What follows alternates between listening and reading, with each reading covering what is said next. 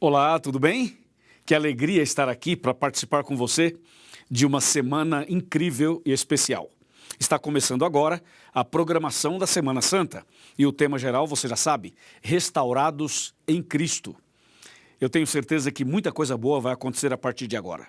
Prepare o seu coração, reúna a sua família, esteja preparado, porque nós vamos abrir a Bíblia Sagrada para falar de coisas tão especiais que seguramente vai fortalecer a sua fé, a sua caminhada e, sobretudo, preparar você para a grande volta de Cristo Jesus.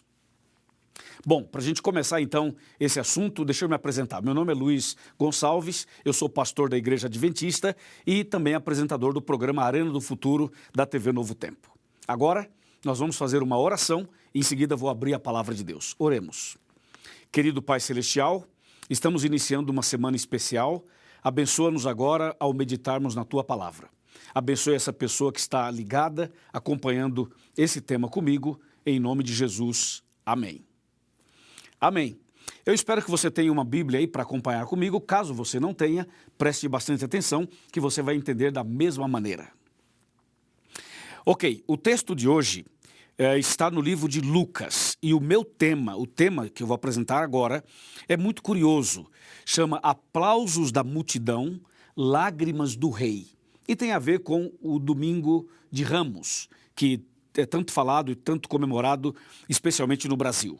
Bom, o texto é Lucas capítulo 19 e a partir do verso 36, que diz assim: Indo ele, estendiam no caminho as suas vestes, e quando se aproximava da descida do Monte das Oliveiras, toda a multidão dos discípulos passou jubilosa a louvar a Deus em alta voz, por todos os milagres que Jesus tinha feito e que eles tinham visto, dizendo: Bendito é o Rei que vem em nome do Senhor, paz do céu e glória nas maiores alturas. Ora, alguns dos fariseus lhe disseram em meio à multidão: Mestre, repreende os teus discípulos. Mas ele lhes respondeu: Asseguro-vos que se eles calarem, as próprias pedras clamarão. Uau! Que texto impressionante, né? Você já leu esse texto alguma vez? Já analisou o que ele quer dizer? Muita coisa nós podemos aprender nesse texto, nessa meditação. Jesus, quando esteve aqui na Terra, fez coisas extraordinárias. E entre essas coisas extraordinárias, Jesus se misturava com as pessoas, sabe? Jesus ia onde as pessoas estavam. E de forma muito especial, Jesus dava atenção para aquelas pessoas que ficavam à margem da sociedade, que eram rejeitadas, eram humilhadas, eram enfermas, muitas vezes. E Jesus estava sempre com elas.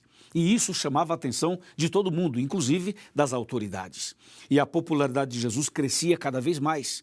Jesus, por exemplo, curou o cego, curou o paralítico, curou uma pessoa que era muda e surda. Jesus curou, por exemplo, leprosos. Jesus libertou prostitutas. Jesus fez coisas assim, espetaculares, incríveis mesmo. Quando a gente lê os 35 milagres que ele fez, registrados na Bíblia, a gente fica impressionado como Jesus fez tanta coisa em favor das pessoas. Então Jesus era querido e amado por essas pessoas e era admirado por todos. Jesus parece que tinha doce, sabe? Onde Jesus estava, as pessoas queriam estar perto dele, queriam tocá-lo, abraçá-lo, queriam escutar as suas mensagens. Jesus realmente atraía as multidões. Isso era algo que chamava muito a atenção de todo mundo daquele tempo e chama a atenção até os dias de hoje. Depois de um tempo, Jesus então chega ali a Jerusalém e acontece uma coisa muito assim inesperada, uma coisa muito impactante. Jesus monta num animal, num jumentinho, e Jesus então entra em Jerusalém e ele é aclamado como o Rei dos Reis, ele é festejado, ele é adorado, ele é aplaudido. As pessoas resolveram fazer um tipo de uma homenagem, de um reconhecimento, de uma glorificação a Jesus. Só que tudo isso que aconteceu com Jesus na entrada triunfal ali, nesse momento especial, as pessoas colocaram no chão ramos, roupas, colocaram uma série de objetos, preparando o caminho para que Jesus pudesse entrar montado no jumentinho. Mas o que impressiona bastante era que aquelas pessoas que estavam fazendo isso eram pessoas na visão da sociedade, assim, eram pessoas consideradas impróprias, entre aspas. Porque normalmente, quando um rei é homenageado, quando uma pessoa famosa é reconhecida, acontece uma cerimônia assim com mais pompa, né? Com carros, com aviões, com desfiles, com roupas uniformizadas, ou seja, uma coisa diferenciada. Mas nesse caso aqui, não. Nesse caso aqui, Jesus, quando ele faz a entrada triunfal em Jerusalém, acontece que as pessoas que estavam ali, os seus discípulos, seus admiradores, seus seguidores, eram pessoas assim. Ali tinha um ex-cego, uma ex-prostituta, ali tinha um ex-mudo, ali tinha um ex-paralítico.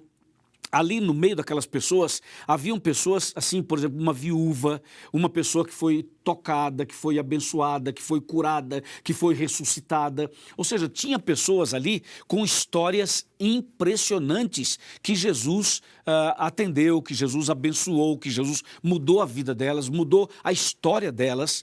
E elas estavam ali reconhecendo a Jesus e demonstrando todo o carinho, amor e louvor que Jesus merecia. Você sabe que nós temos que louvar a Deus sempre, porque Deus é maravilhoso conosco, não é mesmo? Deus tem sido maravilhoso com você, não tem?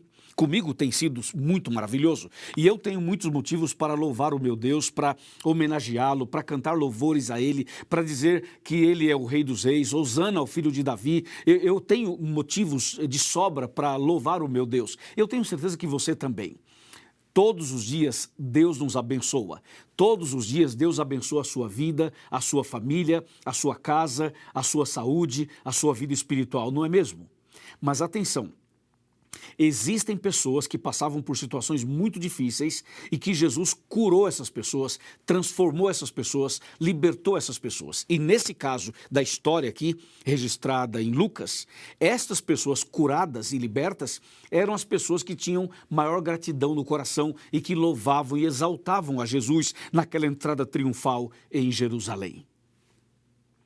Mas aconteceu algo paralelo. Enquanto Jesus era homenageado, era exaltado, era louvado, era reconhecido pela multidão, a Bíblia registra que Jesus chorou. Mas como assim Jesus chorou? Ele não estava sendo adorado? Sim, estava. Não estava sendo homenageado? Claro que sim. E por que ele chorou? Se você continuar lendo Lucas 19, você vai perceber que Jesus olhou para Jerusalém e chorou. E disse: Jerusalém, Jerusalém, que matas os profetas e aqueles que te são enviados. Mas como Jesus tem uma entrada triunfal tão bonita, tão emocionante, e de repente o rei homenageado, ele começa a derramar lágrimas, olhando para Jerusalém. Por que será? Bom, na verdade Jesus chorou olhando para Jerusalém, porque Jesus viu a incredulidade daquelas pessoas. Ou seja, ali naquela festa, naquela entrada triunfal, tinha um ex-paralítico. Mas em Jerusalém haviam paralíticos espirituais. Ali na homenagem a Jesus, no louvor a Jesus, na festa de Ramos ali, havia, por exemplo, um ex-leproso. Mas em Jerusalém haviam leprosos espirituais. Deu para você entender? Ou seja, Jesus chorou por ver a incredulidade, por ver a falta de fé, por ver a rebeldia, por ver a frieza, a indiferença de Jerusalém. Enquanto Jesus passava por essa entrada triunfal, sendo homenageado, louvado, exaltado pelas pessoas simples, humildes, que foram curadas, ele chorava pela rebeldia do seu povo que estava ali em Jerusalém. Que terrível, né? Muitas vezes nós somos indiferentes e muitas vezes nós estamos na igreja, mas falta, sabe, aquela conversão genuína, falta aquela mudança de vida verdadeira, falta aquela sinceridade, falta aquela comunhão mais profunda e mais sincera. Existem pessoas que são muito sinceras, são pessoas que realmente levam os princípios exatamente como devem levar, mas outras pessoas, elas têm uma aparência de cristãs, quando na realidade elas não são. Então isso deixa Jesus triste, foi o que levou Jesus a chorar diante de Jerusalém. Mas você vê que tinha duas situações. A primeira situação mostrava claramente os aplausos da multidão para Jesus enquanto ele entrava em Jerusalém. E por outro lado, as lágrimas do rei.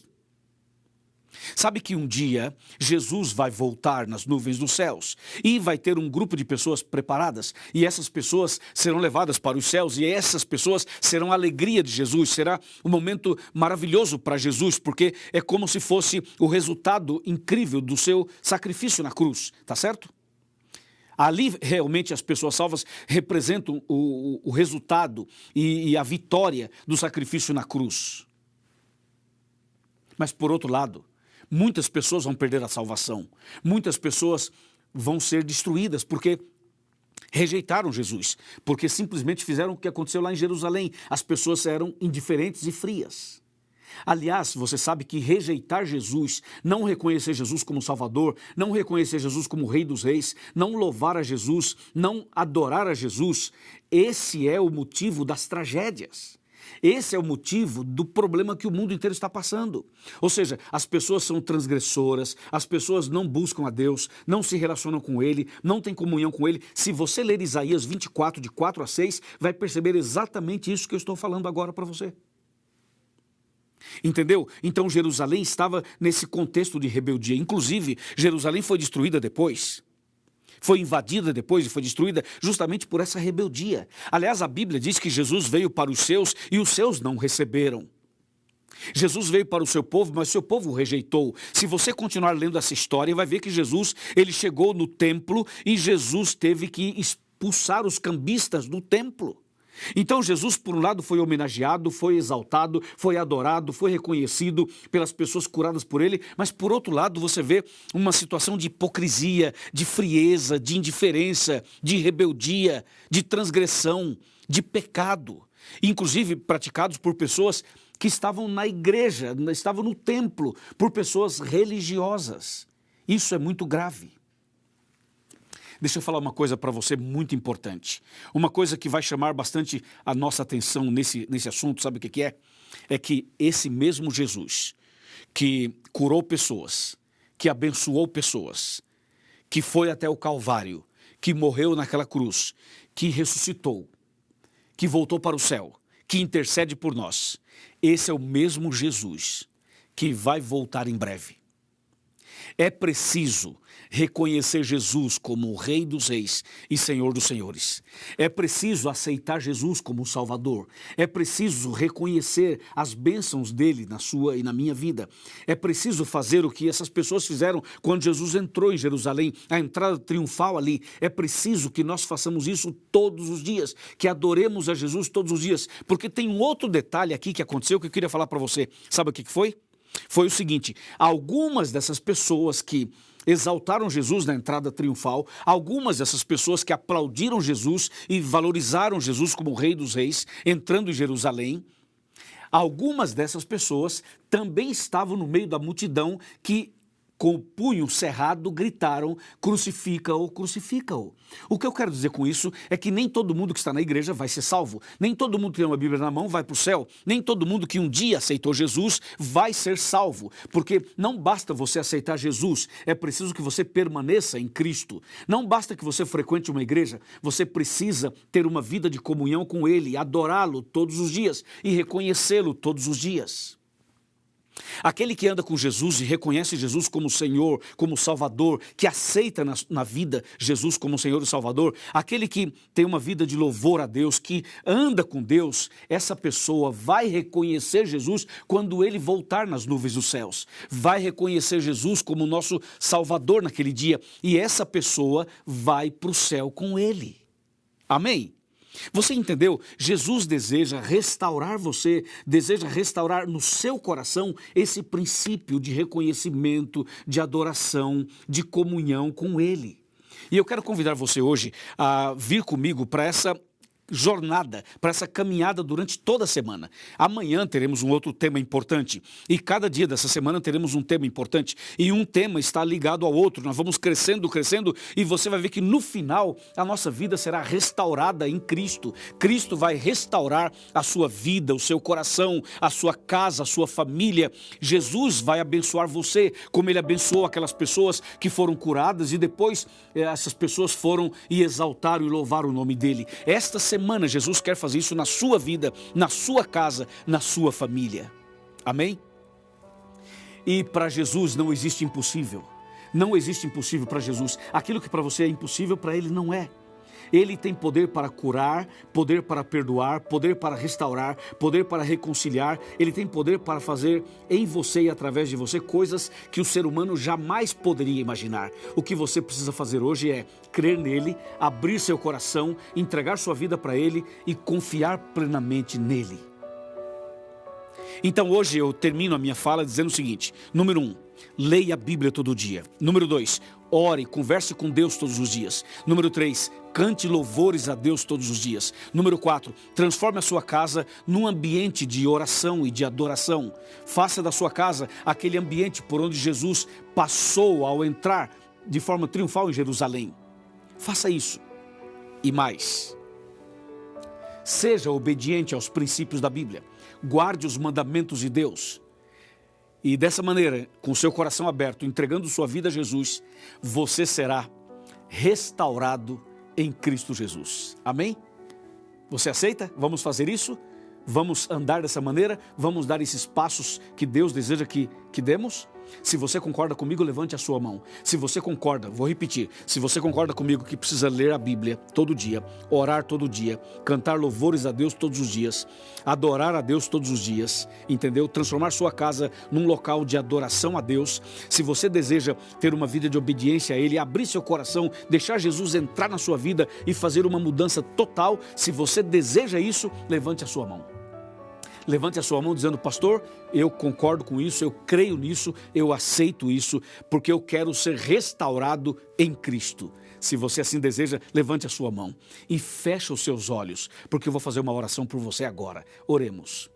Querido Pai Celestial, muito obrigado por essa mensagem, muito obrigado porque Jesus é maravilhoso, muito obrigado porque Jesus toca o nosso coração, muito obrigado porque Jesus quer entrar em nosso coração, porque Jesus deseja mudar nossa vida. E nesse momento, Senhor, eu venho em nome de Jesus pedir uma bênção para essa pessoa que ora comigo, para esse homem, essa mulher, esse casal, esse jovem, essa família. Senhor, traga a tua bênção para as pessoas que estão sofrendo, que estão enfermas, que estão internadas, que estão entubadas, que estão precisando agora de um conforto, de um consolo, de um toque especial do Senhor. Meu Deus, eu como pastor, em nome de Jesus, eu te suplico, abençoa esta pessoa agora e aceita a decisão dela a partir de hoje e para sempre, em nome de Jesus. Amém.